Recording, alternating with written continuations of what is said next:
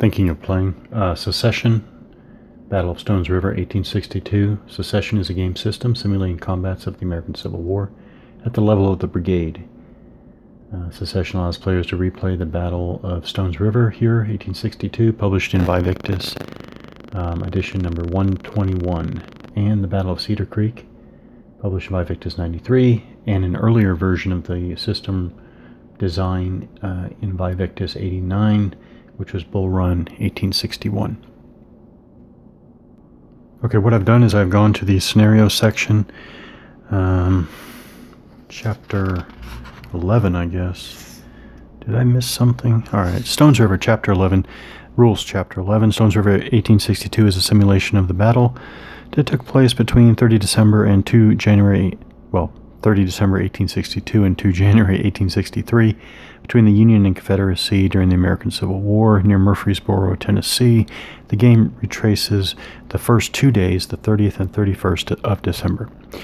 Specific rules command, formation colors. Okay, there they are. I should have looked on this page before I tried to set up, but all right. Activations, both independent cavalry divisions, Wheeler and Kennett? Huh. Well, Wheeler's on the board. Can be activated by any CC, any corps commander of their camp. Their brigades are never considered as isolated and still can be activated with any division. All right. Activation table. Okay, that's on the player aid card, which we'll look at when needed. So each battle has its own activation table. So we'll look at that later. Reinforcements. In the case of reinforcements of the two camps, the USA player begins his reinforcement movements first. All right. So what I've done is I've chosen the day of 30 December scenario. I have set up both sides on the map here. This map, by the way, corresponds to the metric version of 11 by 17. So two normal sheets, but the metric version. Okay, it is a compact map, which is nice. Okay, so we have the setup for CSA, setup for the USA. We have USA reinforcements, but I don't see any Confederate reinforcements for this scenario. All right, then we have special rules. Meteo, I think that's weather. All right, rain and fog dominate the battlefield at the beginning of the scenario. At the beginning of each round. Do they mean? Okay, all right. Was this a mistranslation? Because I only have a game turn divided into phases. So, what did they mean? Start of each round. There must be turn. Starting with round, or starting with round 2 or turn 2, roll a die. If the result is less than or equal to the current round, the weather improves. Okay, until it does so, attacks have a penalty of -1, and MP movement points are reduced by 2, except dismounted cavalry. Oh yeah, okay. Reduced by 2, yeah. Initiative. In the case of a tie, the initiative goes to the player who alone has the assault tactical option, which I'm just about to talk about. Otherwise, it goes to the northern side. Okay, and then finally, optional historical rule. Each player rolls a die to determine... Yeah, I'm going to play with this optional historical rule. Each player rolls a die to determine the tactical option of his army commander. So the army commander, obviously, we have Rosecrans on the Union side and Bragg on the Confederate side. So there's a tactical option table here. All right, so I'm reading from the scenario section. Here are the rules, and here's the tactical option table. 1d6. Each player rolls a die. So let's roll for the Union side. The Union roll a 2, which means they will have a maneuver tactical option. And the Confederates roll a 1. All right. So I think that may... Well, let's see what effect that has. But the result is both sides have a maneuver tactical option. And neither side has an assault tactical option. Modifier +1 for the USA player. That wouldn't have made any difference. They rolled a 2, +1 is 3. If the tactical option is maneuver, so both sides have maneuver, the player suffers a modifier of -1 for all his activations. All right. In addition, for each maneuver tactical option, the continuation test receives a modifier of -2. Oh, for each. Okay, so they're saying this is compounded. So -2. That means that less is going to happen each turn.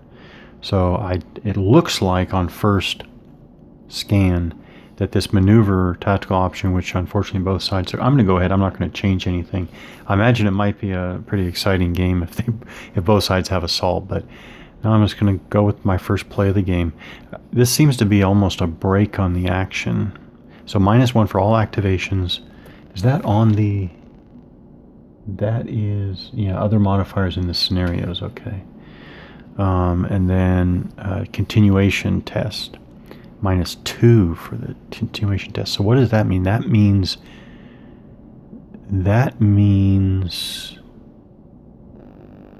Wait, did I get that backwards? -1 for the activations means that less divisions are activating per core activation, I guess. Yeah.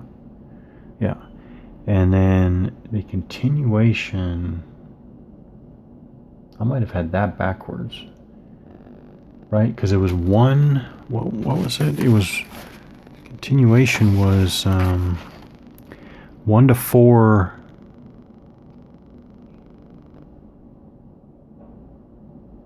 So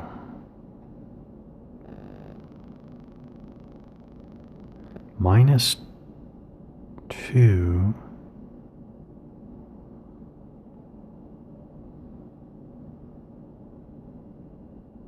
Yeah, no, I'm sorry, I have that backwards. That means more likelihood of a continuation. So it's kind of a balance. It's less so it's less divisions per core activating, but more possibility of continuation of multiple activation phases. Okay, that's what it looks like. If I got that wrong, I'll just play again. But that's what it looks like. Okay, so I think, is that all for the scenario? I already talked about victory conditions. Yeah.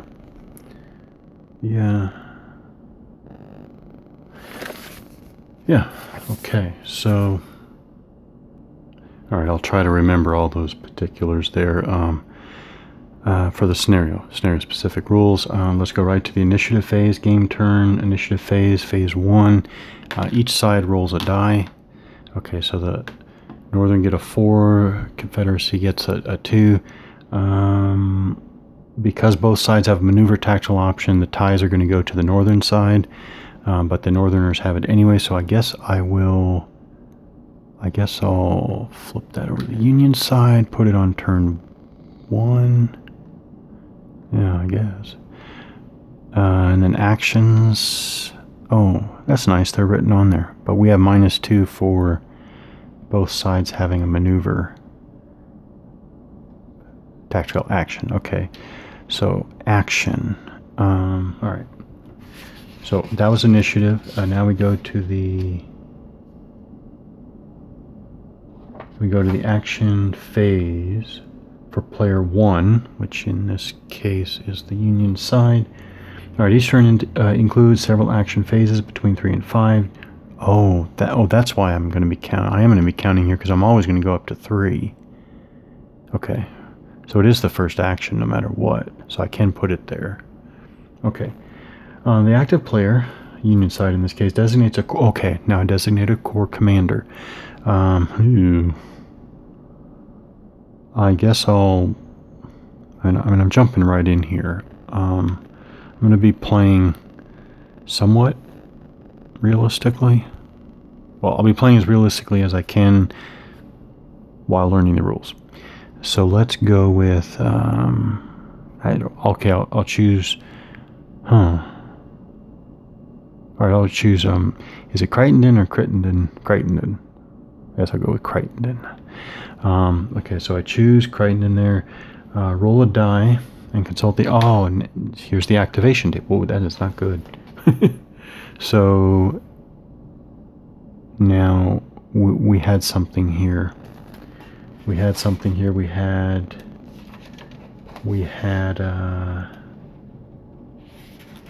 oh wow, this is going to be 0, right? Because we had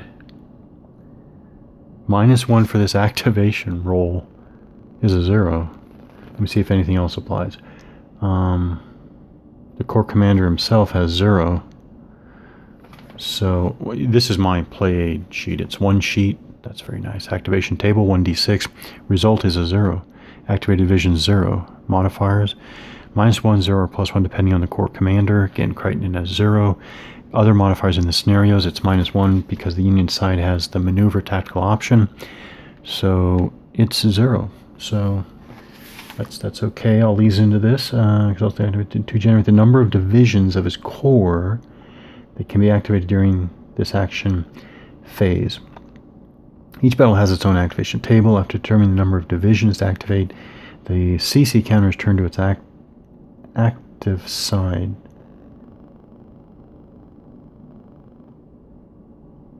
Oh yeah, okay. So we do flip Crichton. We do flip because it says okay, flip to the active side if it wasn't already, and its next activations of the round will be carried out with a lesser activation value. Okay, well that's interesting. Wait, I'm trying to figure out how this all...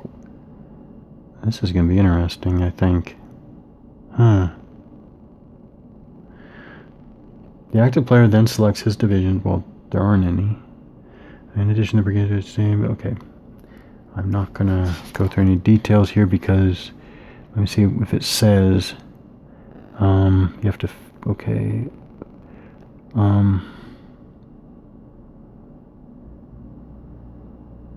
Okay, I do think...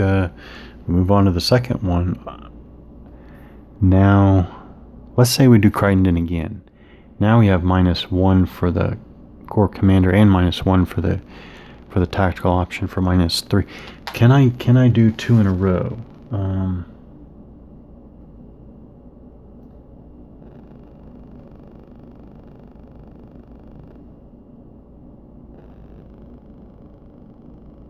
Oh, wait a minute.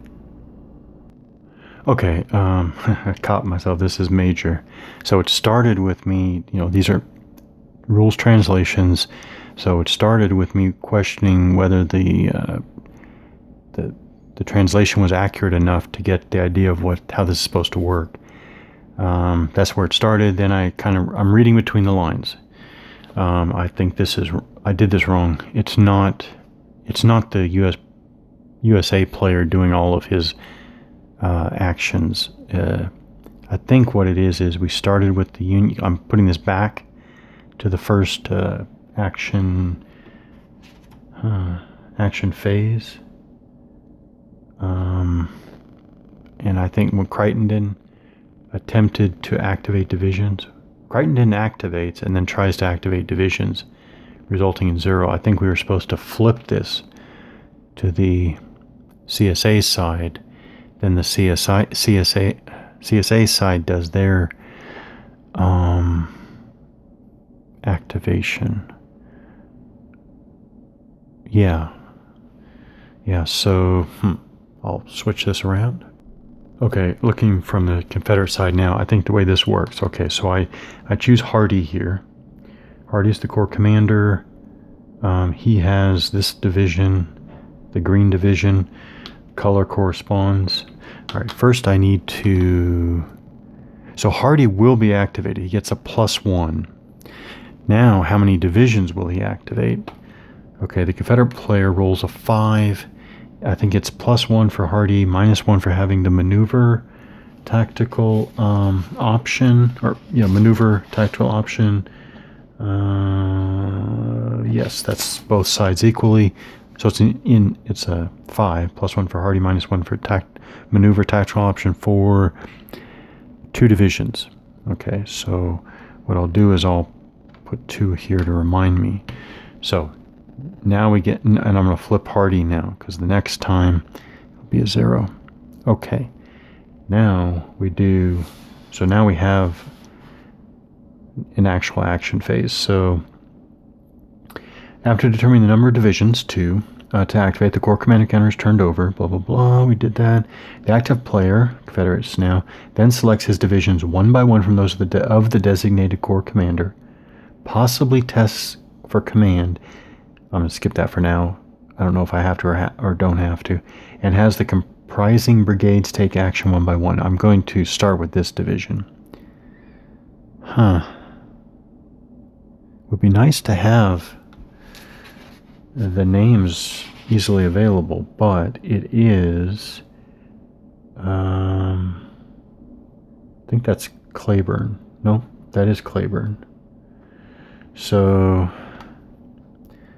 the way I read this, dark green, I'm reading from the scenario chapter. So dark green is Breckenridge, light green is Claiborne, and yellow is McCown.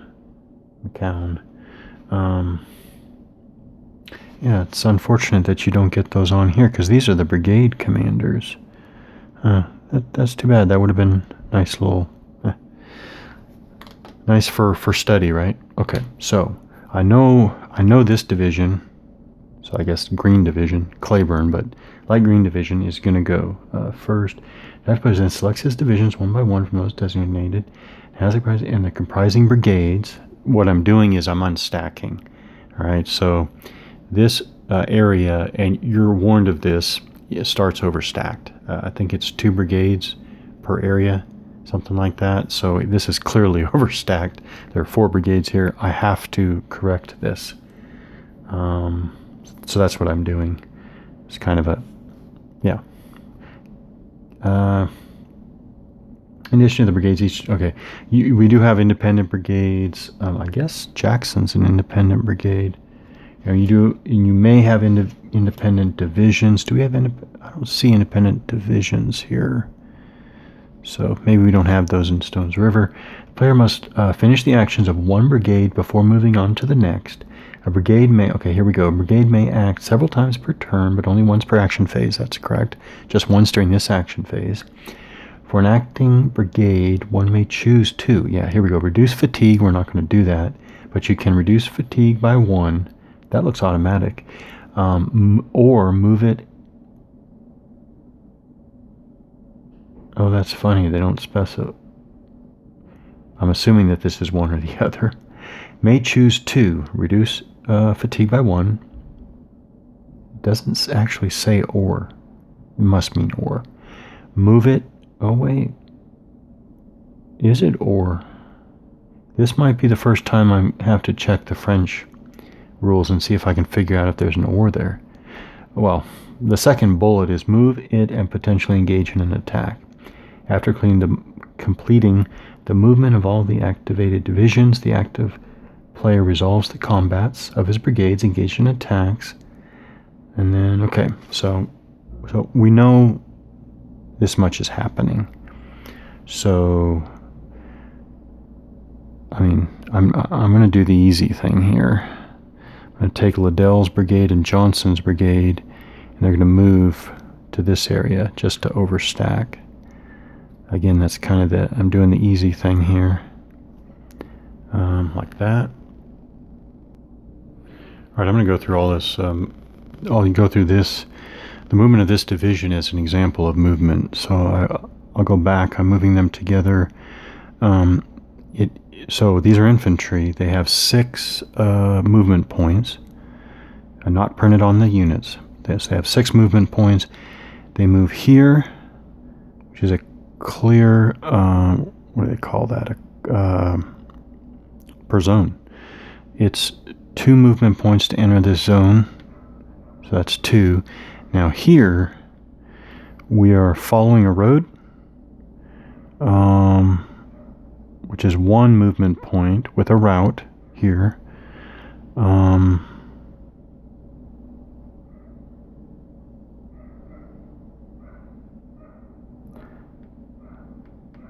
Yeah, so it's 1 plus 1 for the forward. Yes, yeah. So it's 1 for the road plus 1 for the forward. So this would be 4. 4. Then it's 5 and 6 because we're not entering a enemy zone of control. Okay, I think that was a legal move.